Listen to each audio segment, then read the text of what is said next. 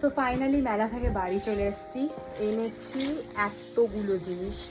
বাঙালিদের মেলা মানেই ঘরের টুকিটাকি জিনিস, তাও অনেক কিছু কিনিনি। এই তো চলো একে একে শেয়ার করবো। ফোনটা ধর।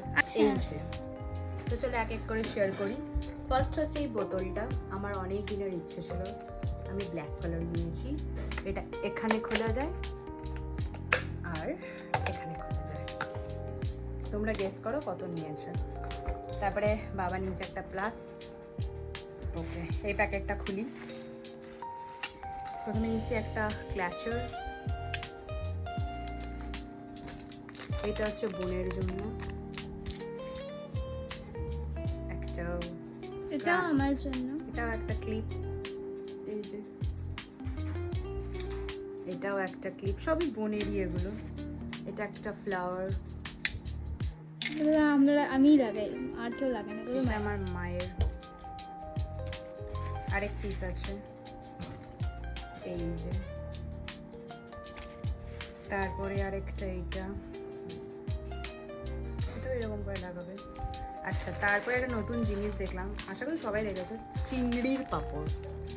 খেয়ে জানাবো কেমন। এটা আমি খেয়েছি, মোটামুটি খেতে পারবো। আর এটা হচ্ছে ধনে পাতার, এই যে লেখা আছে।